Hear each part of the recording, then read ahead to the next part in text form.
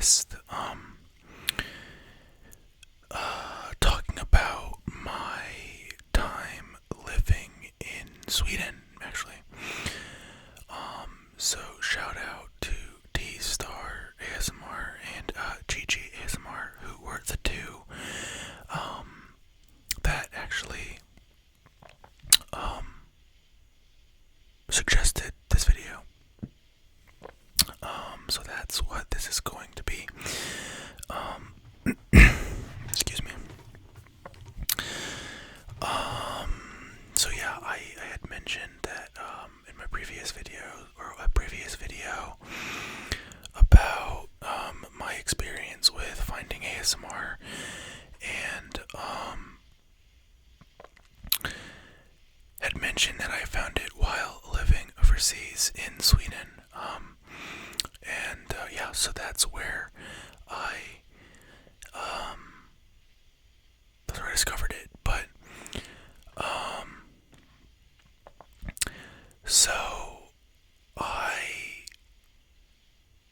lived in Sweden for a year after high school. So I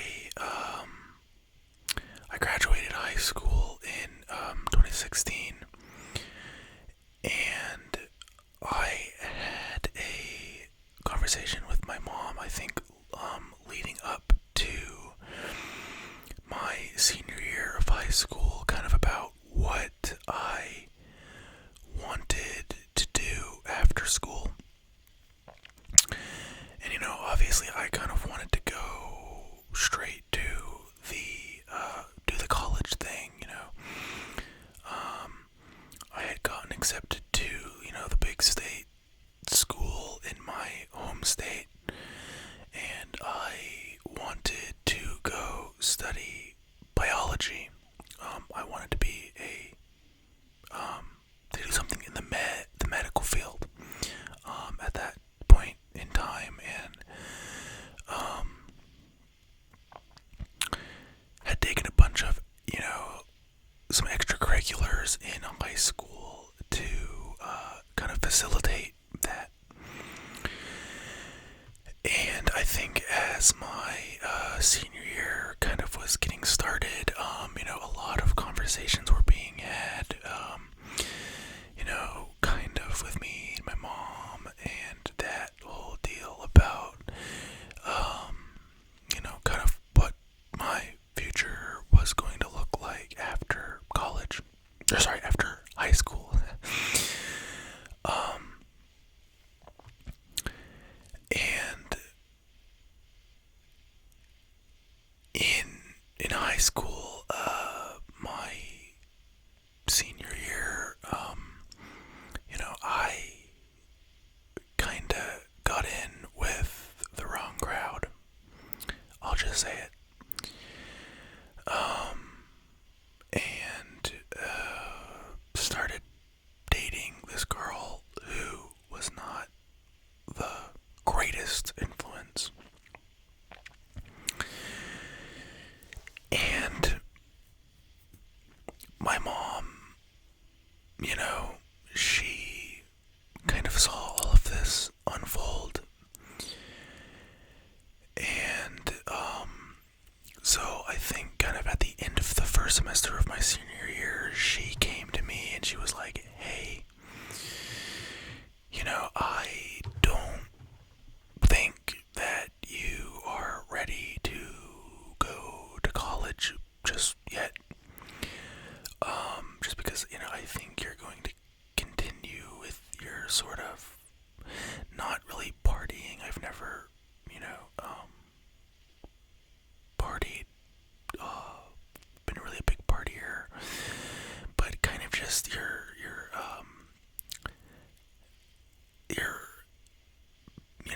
continuing down sort of the wrong path. And she's like, so I think you need to kind of take a gap year to get your priorities straight before you, go to college. And, so she was like,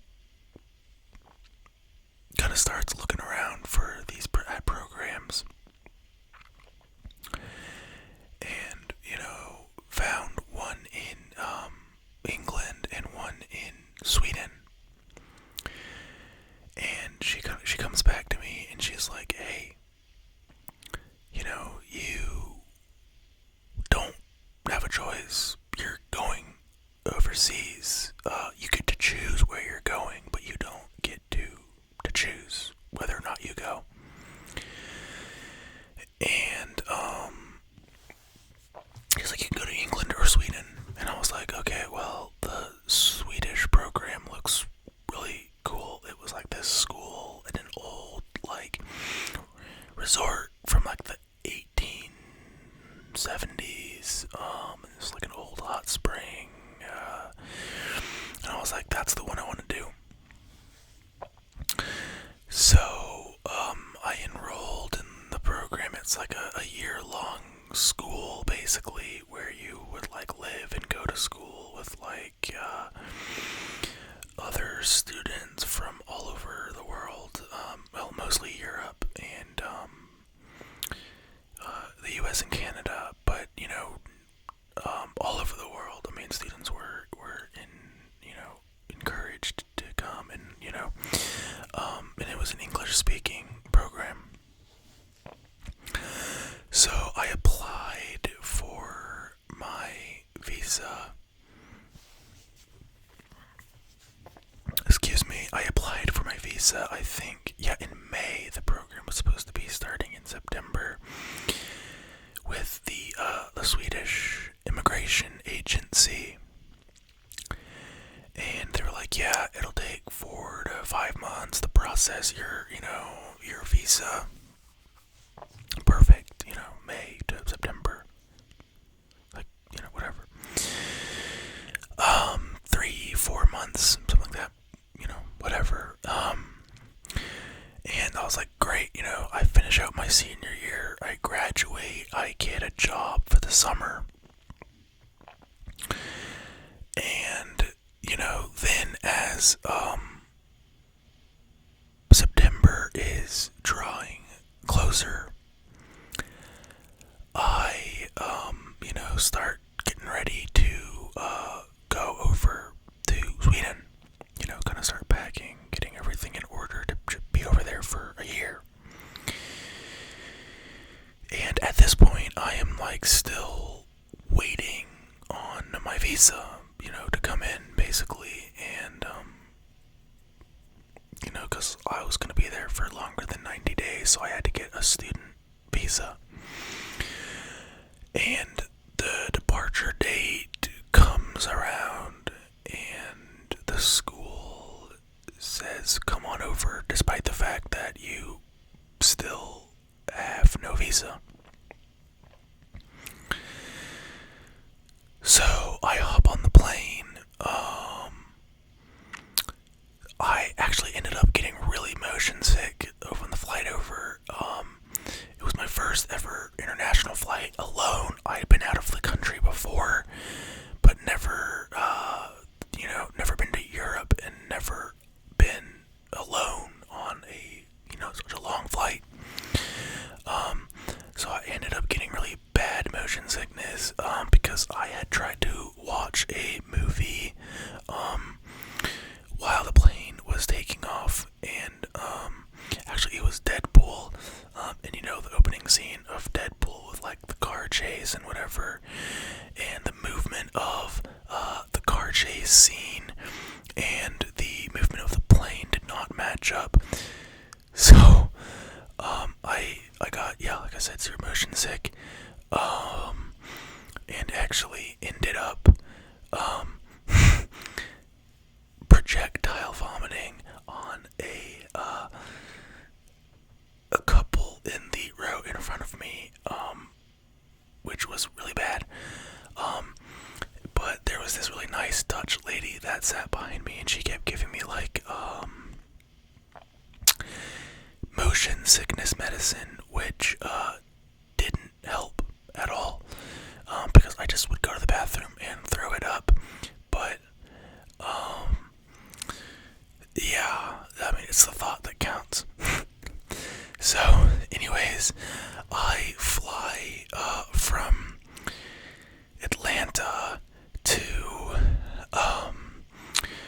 Amsterdam, and I get off in Amsterdam, and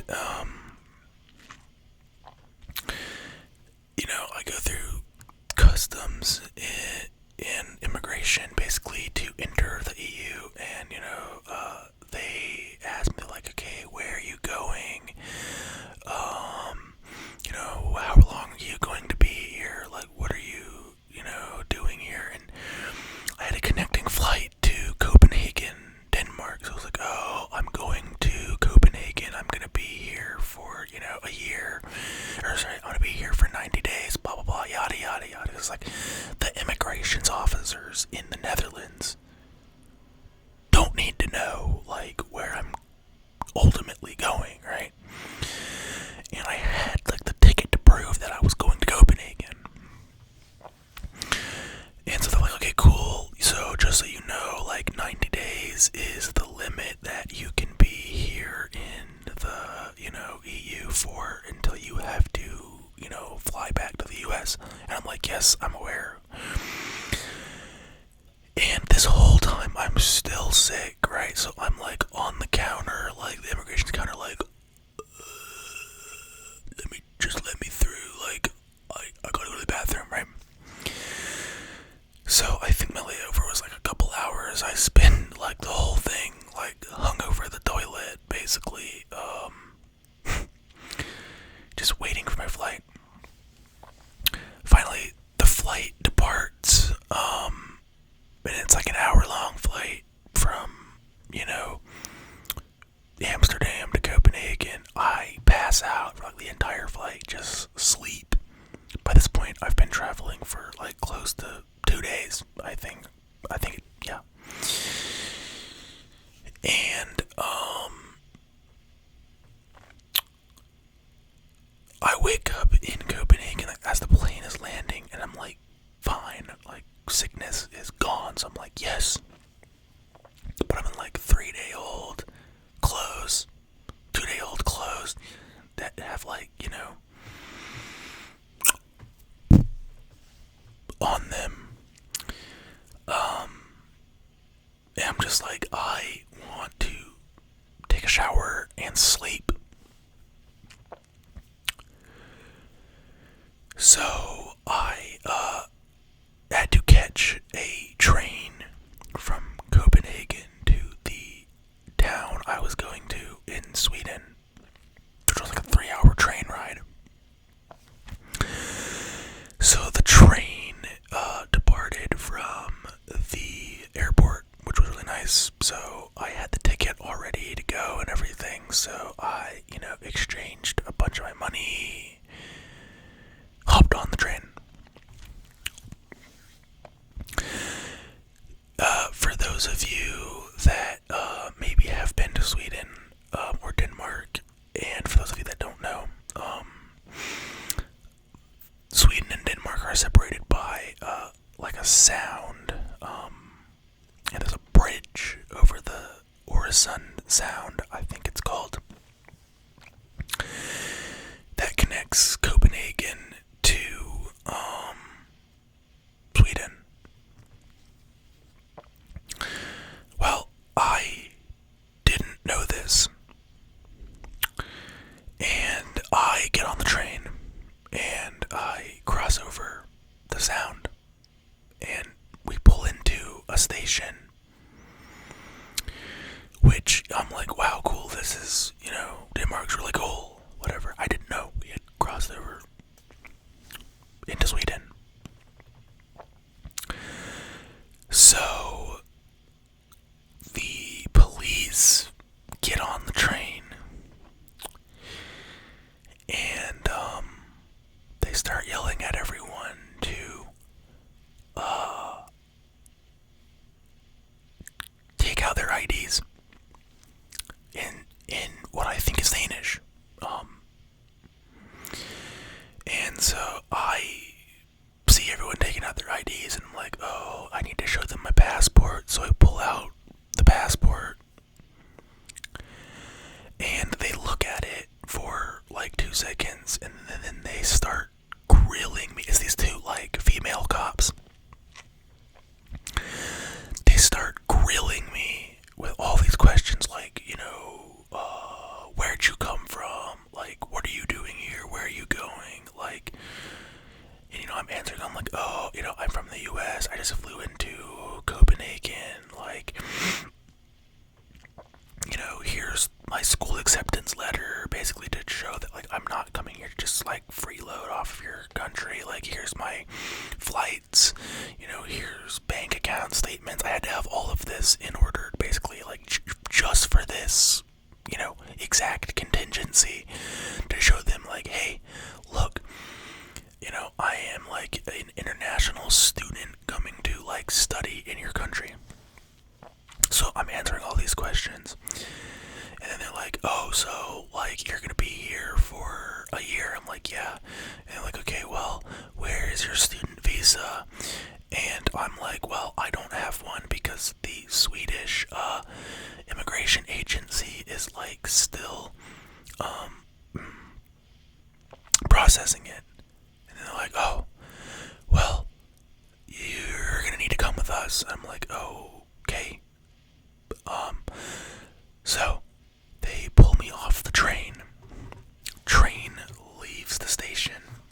I'm stuck in this like dingy, poorly lit underground station.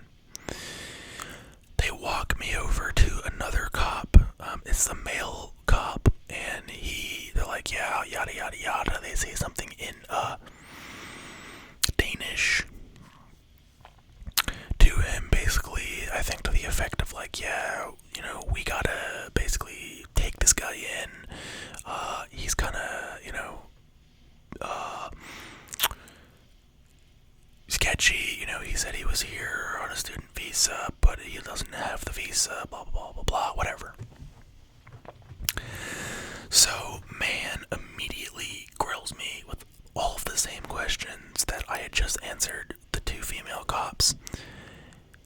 And then they're like, okay, well, you're going to need to come with us. We are going to take you down to the police station. They never explicitly said you're under arrest, but like basically I was detained, I guess, might be a better arrested. So they walk me up above ground, and I'm like looking around, I'm like a little bit stressed. And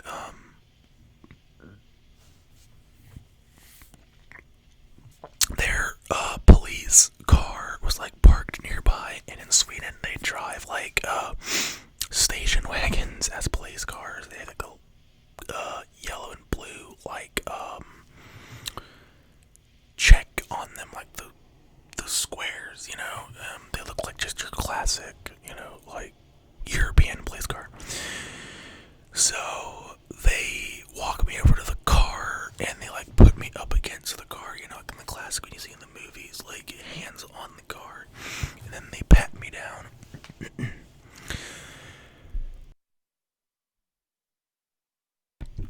Sorry, I had to clear my throat.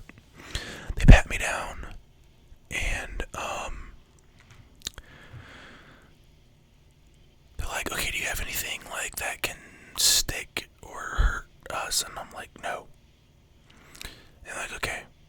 They put me in the car. I'd never get handcuffed, but like one of the cops gets in the front seat, and the other one gets in the back seat with me.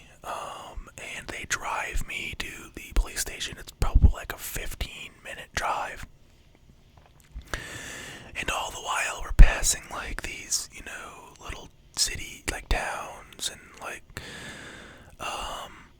or like we're driving through like not we're not passing towns, but like we're driving past like some fields and like houses and stuff. And then we get to the police station, which is like kind of sketchy. It's like this big, like, super tall gate, like black wrought iron fence, like around this, just gray compound basically. And they like drive in there, like, and then they drive into like a garage. And there's like 3 or 4 other police cars parked in this garage. Then they take me into this room, which just has a bench, a desk, and a chair in it. And immediately I get swarmed by like 6 or 7 cops. And they put me up against the wall again, right? Pat me down again, but this time they take everything out of my pockets. Phone, passport, wallet, everything gone. They go through my wallet, they take all of the money out. At this point I had US dollars, Swedish krona, and euros in it. And they like separate all of that out, put them in plastic bags, separated by currency, put all my cards in plastic bags, and then take all of it to a different room. They took off my shoes, gave me like slippers, they went through my suitcase, my backpack, like everything. This whole time, they're grilling me with questions, like the same questions, what are you doing here, where are you going, like, yada yada yada. And then at some point through the whole deal, this like big burly guy who I can only assume is like the chief,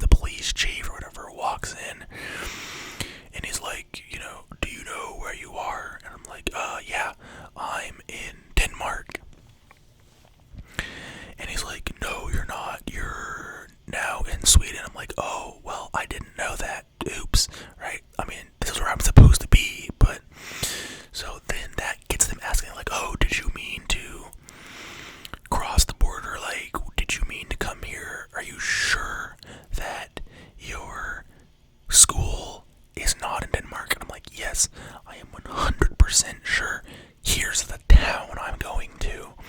And they're like, what? None of them knew the name of the town because it's like this tiny little town of like 600 people. Like 3 hours away. I'm sure none of them had ever been there.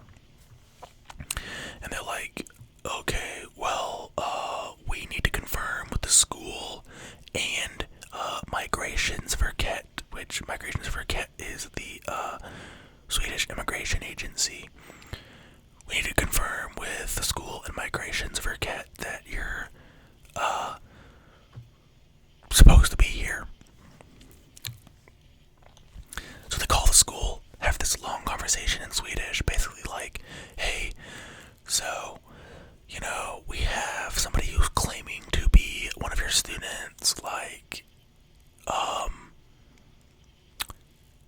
are you, like, is this one of yours? And the school's like, yep, he's ours. Yeah, whatever. And they're like, okay, cool. The school, says you're, like, legit. So, like, okay, we have to call Migrationsverket, basically, to get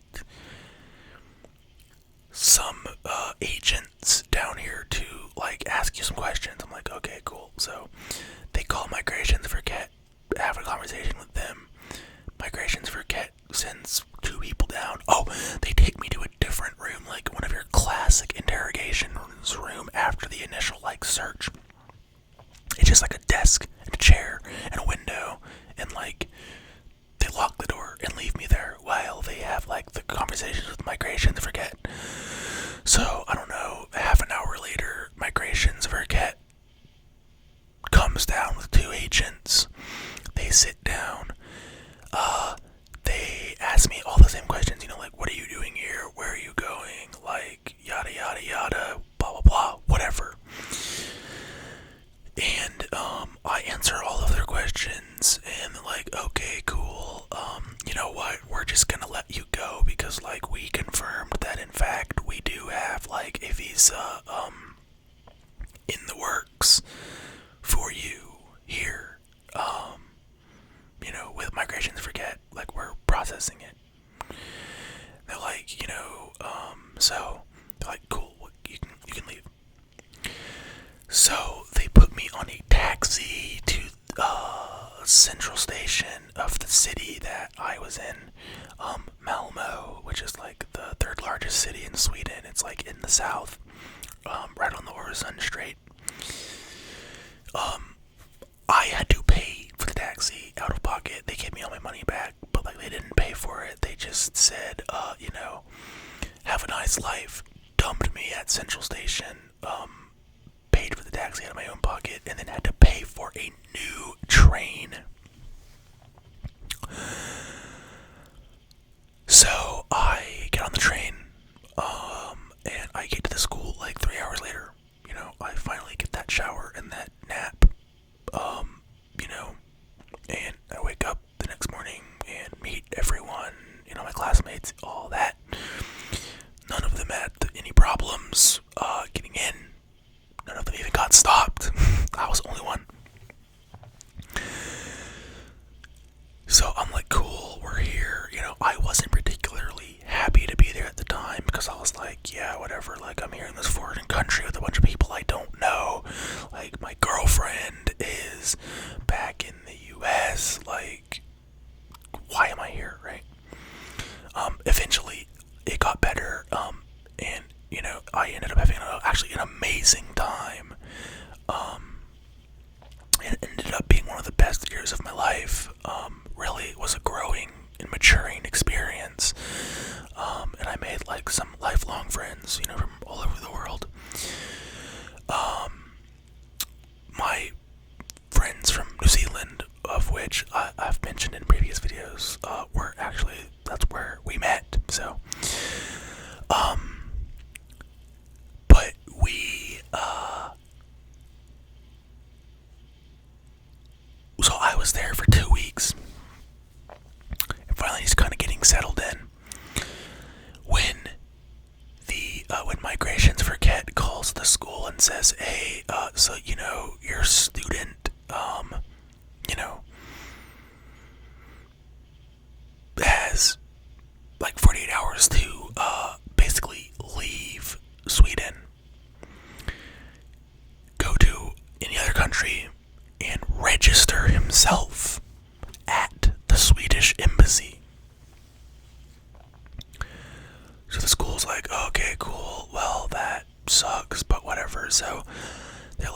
listen, here's what's up, like, you have to leave.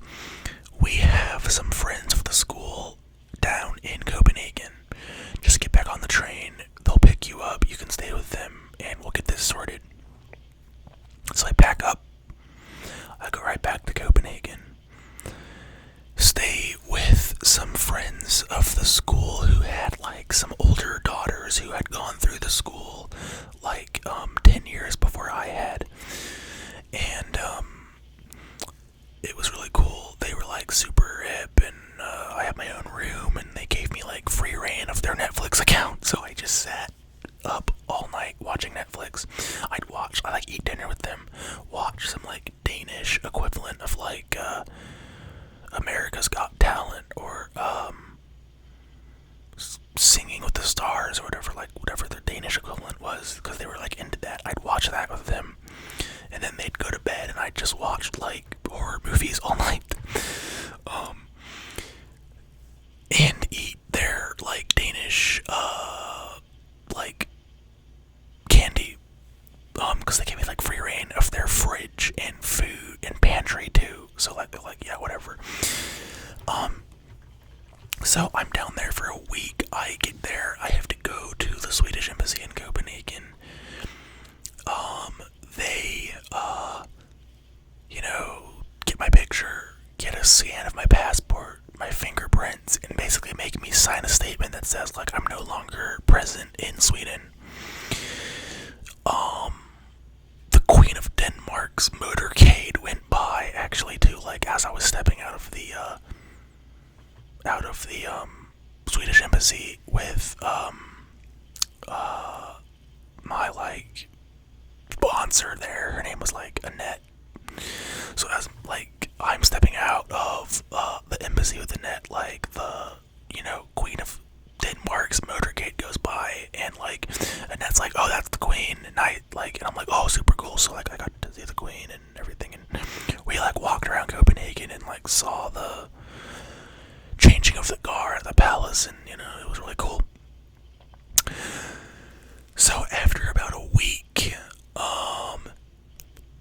basically Migrations for Ket says, oh yeah, cool, you can come back. Here's like a 11-page court document that says you're legally allowed to reside here in Sweden. So I print the document out, I say goodbye to Annette and her husband, whose name I can't remember right now,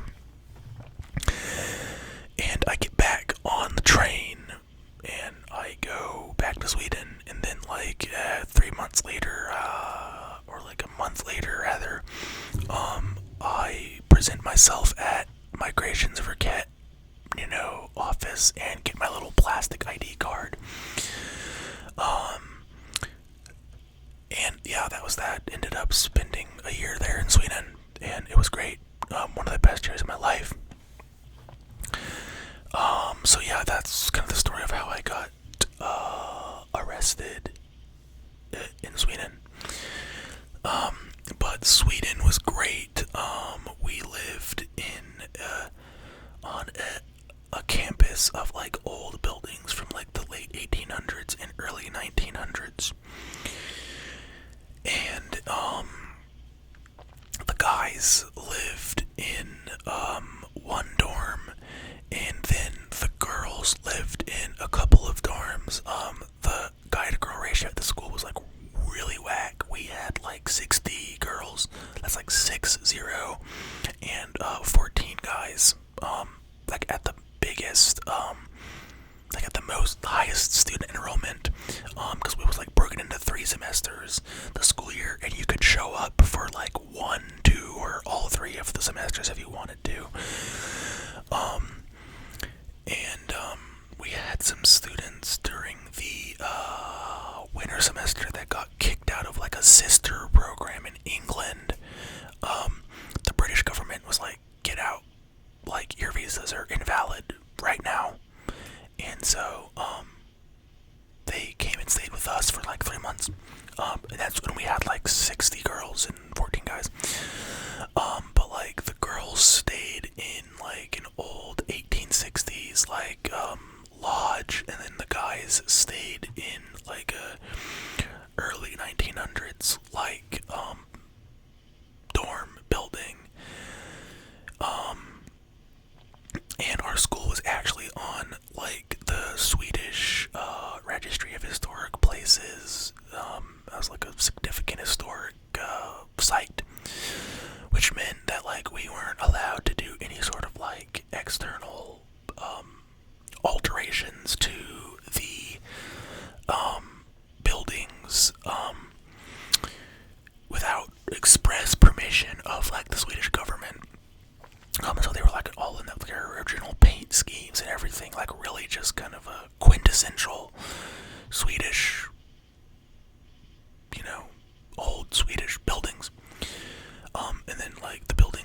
sawdust as insulation. That's like how old they were. But like, yeah, the campus was gorgeous. And the weather though, not so much. It was constantly overcast. I mean, the month of November, we did not see the sun for the entire month because it was either dark or it was raining.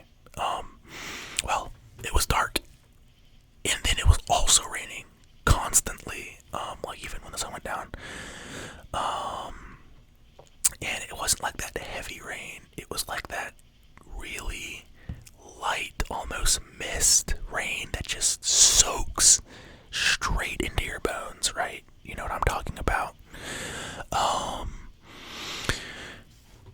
For months, that was, the weather we dealt with. The sun would go down at like 3:30 in the afternoon. It'd be completely dark by 4.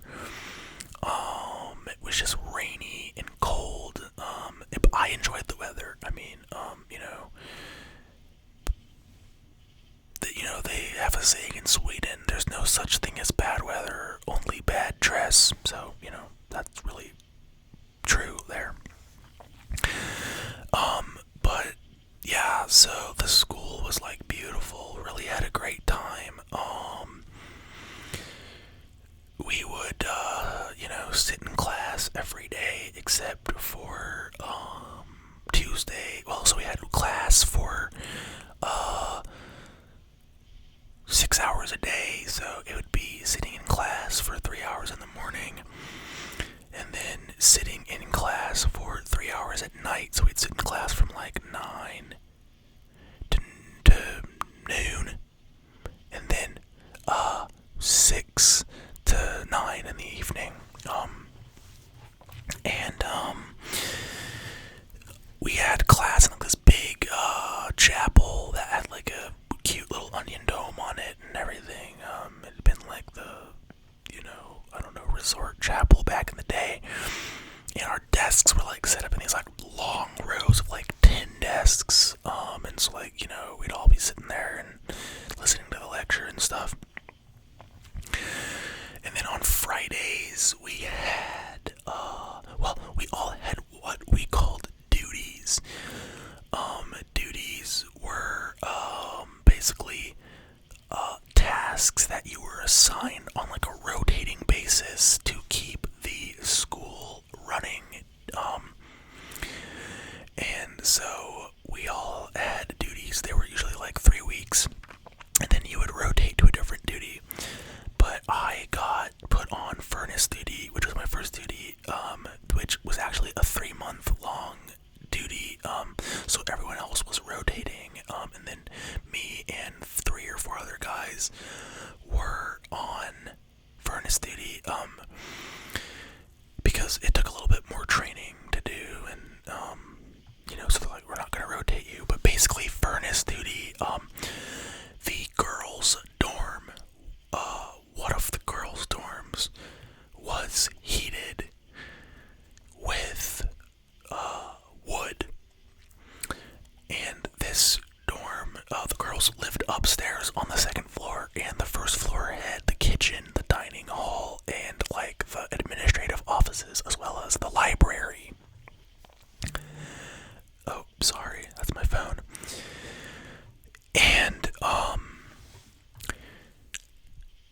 if you didn't keep the furnace going throughout the day, well, there'd be no hot water for showers and no hot water for cooking and, everything. Let me just turn my phone off. One of them, my work phone's vibrating. And so, you would have to keep the furnace kind of going throughout the day, otherwise no heat too, because the radiators were heated with like hot water from the hot water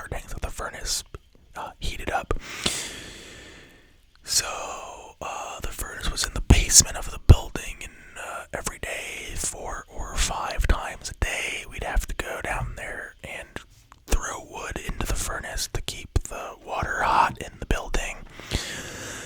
And this entailed, basically getting up every morning at like 5 in the morning before all of the girls woke up and started taking showers and basically heating up the furnace for the day.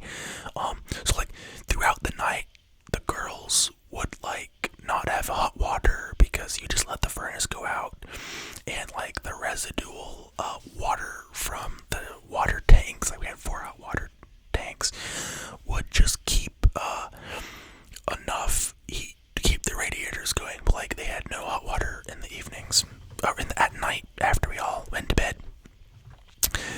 And so you'd get up at like 4:30 or 5 and just restart the furnace so that they could shower in the morning and have hot water. And so we take turns doing the early shift. So it'd be like I'd go for a week of the early shift, and then another guy would go for a week, and then the next guy, and then the next guy, and then be back to me. And then we did that for 3 months. Well, one morning I forgot to set my alarm to wake up, and I woke up and I went to breakfast, and one of my friends, she was this German girl, she comes downstairs and she was like, "Who was on furnace duty this morning?" And I was like, "Oh, that was me." She's like, "Well, Sam, like you forgot to start the furnace this morning and all of our showers were cold." And I was like, "Oh crap, sorry." And like she was like mad, but then like eventually forgave me. But like for the rest of the year, it was like she would always be sarcastically like jabbing me about it, like, "Hey, remember when you forgot to like heat up the furnace?" And I'd be like, "Oh my gosh, don't remind me." So we all had like various duties like that. There were cleaning duties, like you'd have guys assigned to keeping like the bathrooms clean, people assigned to help out in the kitchen. We had potato peeling duty, which was like you'd get up at 7 in the morning before breakfast and you'd peel like 200 potatoes. Like you did it with like 2 or 3 or like 1 or 2 other people. But we ate like a lot of potatoes, so that was a duty. And then we had dish duty and like pots and pans, and like we'd just rotate through doing all of these. So you like eventually do every duty that was at the school. And that I know it sounds kind of like, I don't know, something you do out of prison, but like it was actually a lot of fun. Most of the duties, some of them sucked. But like, it was a way for the school to like get us working and, cut on costs of like not having to hire staff to, do all of that, because like, it would have been like way out of what the school's budget was. And, so they just used the students. And so I always like describe it to people as like a commune, because it kind of was. Like we'd all chip in to keep the whole school running. I mean, it wasn't very big, but I mean, when it's like 40, 50, 70 people, like 70 at our largest, like, you can do that. But then on Fridays, we wouldn't have class, except I think maybe in the evening, but I can't remember. This was like 5-6 years ago. And we'd have work day, and work day was like a day where you would work from 7 or 8 until lunch, doing various work day activities. And I think you'd eat lunch and then go back to work until dinner. Various activities around the school. So it'd be like gardening, or various like trash burning. Like we burned like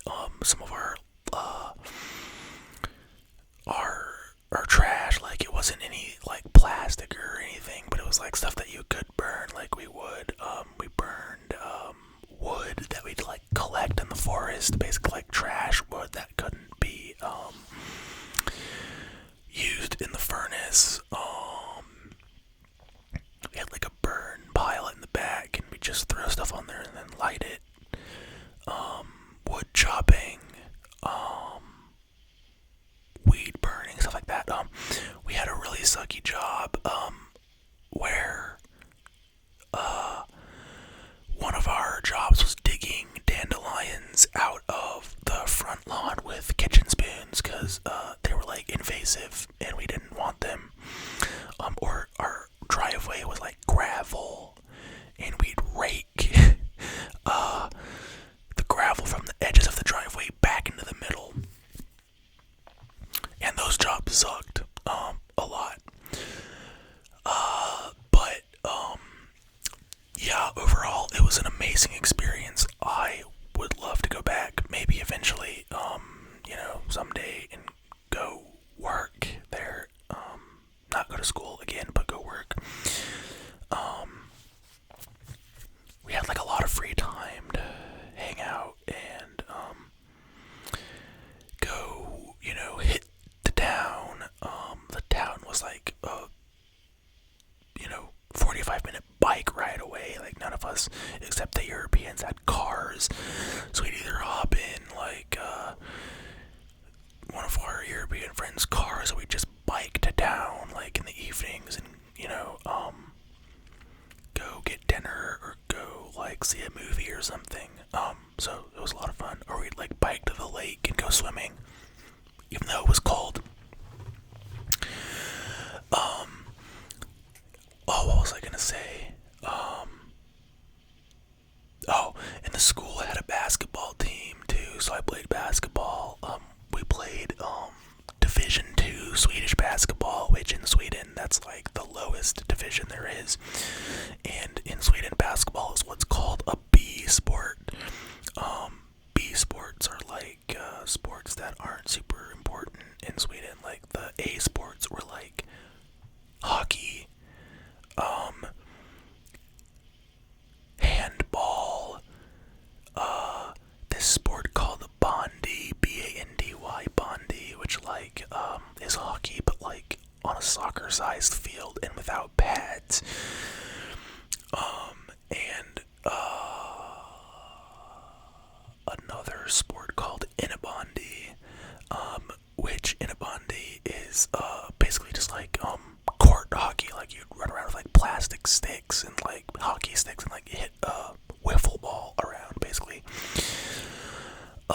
And then like basketball was a B sport, and soccer, or football I should say, soccer. So those were like the A sports, and then basketball was a B sport, and then there were like some American football clubs, but like very few. And so we played Division 2 Swedish basketball. We played other Division 2 teams all over Sweden, all over southern Sweden. And then we played teams in Poland, actually. We'd have like a tournament every year, and we'd go to Poland and play. My particular year that I was on the basketball team, we sucked. We lost every game except the tournament in Poland, because the Polish teams all sucked. But then the year after mine and the year after that, like, the team was like amazing. We just crushed everyone. And so the school had like various outreach programs too, where like my particular outreach was doing like basketball camps with like immigrant children from the Middle East. So we'd like do basketball camps for them, like teach them how to play basketball. And then we'd like do pickup games and stuff, which was a lot of fun. And then we had like outreach week during the year, which is where like teams would go all over Sweden and Denmark to go do different stuff, like volunteer with homeless shelters, or my outreach was to go teach English in school to Swedish kids, which like I don't know why we did that, because like all the kids in Sweden already speak English. It was more to like practice what they were learning in school already.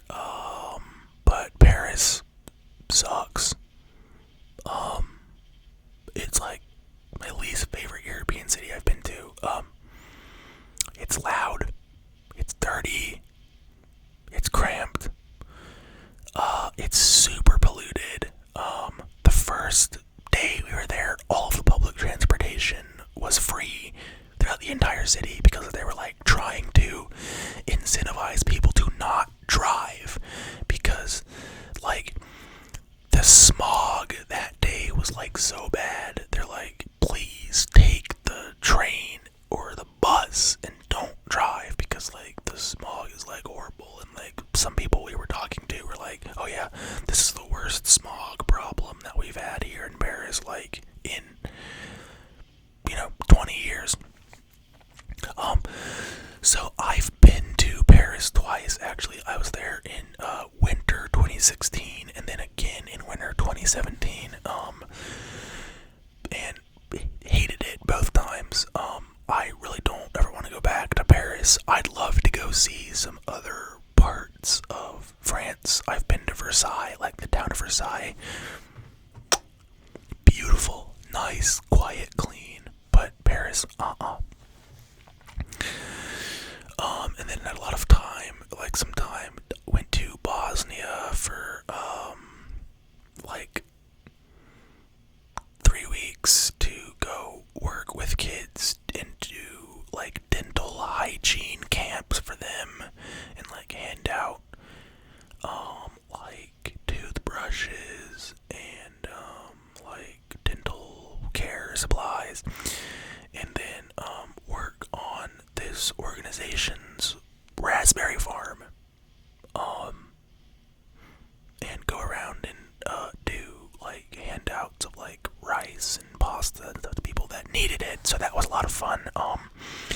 Got food poisoning in Bosnia, which was miserable, but that's a story probably for another time. And then, yeah, so we just kind of lived and traveled around Sweden mostly, and Denmark, and then like Europe.